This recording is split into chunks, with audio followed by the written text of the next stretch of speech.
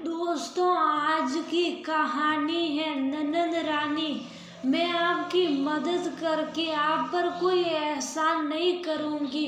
दोस्तों, कहानी शुरू करने से पहले अगर आपने चैनल को सब्सक्राइब नहीं किया हो तो कर लीजिए ताकि आपके पास पहुंच सके हर नया वीडियो। भाभी, मुझे कुछ समझ में नहीं आ रहा है कि क्या करूं, कैसे इतनी लंबी जिंदगी कटेगी। दीपक तो निर्मोही बनकर मुंह मोड़कर चले गए। ये भी नहीं सोचा कि पूनम उसके बिना कैसे इस दुनिया में रहेगी।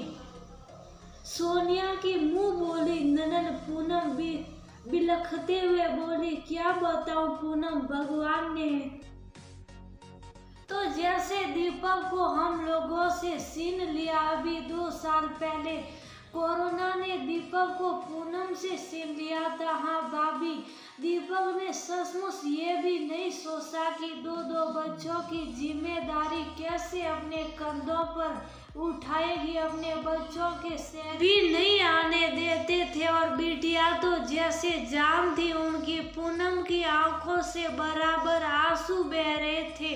सही कह रही हो पूनम, लेकिन होनी को कौन टाल सकता है। तुमको ही अपना हौसला बढ़ाना होगा। अब तो बच्चों के पापा और मम्मी दोनों तुम ही हो। सोनिया समझाते हुए बोली, लेकिन भाभी जब से बड़ी समस्या मुंह बाए खड़ी है कि घर का खर्चा पानी कैसे चलेगा। मैं तो इतनी पढ़ी लिखी भी नहीं कि जो बाहर जाकर कुछ कर सकूं, और वैसे भी छोटे बच्चों को छोड़कर निकलना मुश्किल होगा। पूनम, ये तो तुम सही कह रही हो, लेकिन इस तरह निराश भी नहीं होते। भगवान खुद ही कोई रास्ता निकालेगा। सोनिया खुद भी भावुक हो रही थी। रास्ता क्या भाभी, बच्चों के स्कूल से फीस के लिए डिमांड आने लगी है। कल तो किसी तरह से मैंने इंतजाम किया, लेकिन आगे पूनम ने अपनी बात अधूरी छोड़ दी। पूनम, ये बताओ कि तुम तो स्वेटर अभी भी बिन लेती हो ना, क्योंकि मैंने तुम्हारे बच्चों को अभी भी बहुत ही खूबसूरत स्वेटर पहने देखा है। सोनिया खुश होते हुए बोली, इसका क्या मतलब है भाभी। पूनम, आज भी लोग अपने छोटे बच्चों को रेडीमेड से ज्यादा हाथ से बने स्वेटर पहनाना पसंद करते हैं, और मैंने देखा कि लोग भगवान के स्वेटर भी ऑर्डर देकर बनवाते हैं।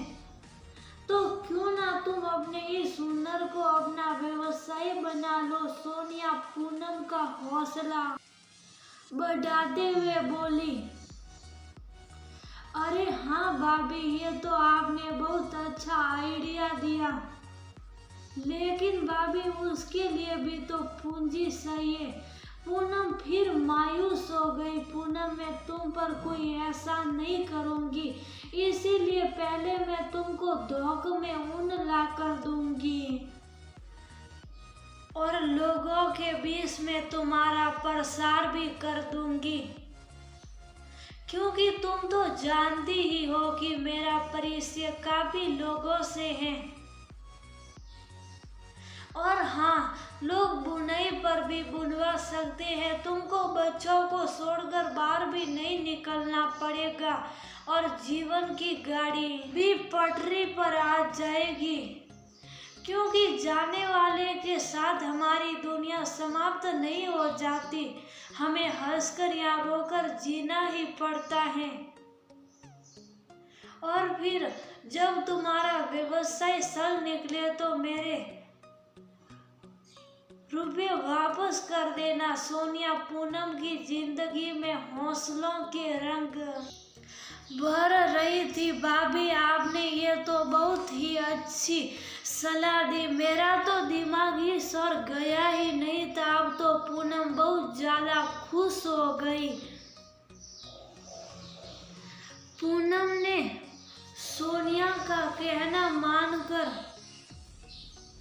स्वेटर बुनना शुरू कर दिया। उसके बनाए स्वेटर लोगों को बहुत पसंद आने लगे और धीरे धीरे जिंदगी बहुत आसान बनती चली गई। और अब तो पूनम ने सोनिया के बेटे की मदद से ऑनलाइन सप्लाई भी शुरू कर दी। अगर भाभी ने ये सलाह ना दी होती तो कैसे जिंदगी कटती मेरी और मेरे बच्चों की। पूनम अक्सर ये सोचती और सोनिया का अपने दिल से धन्यवाद कहती।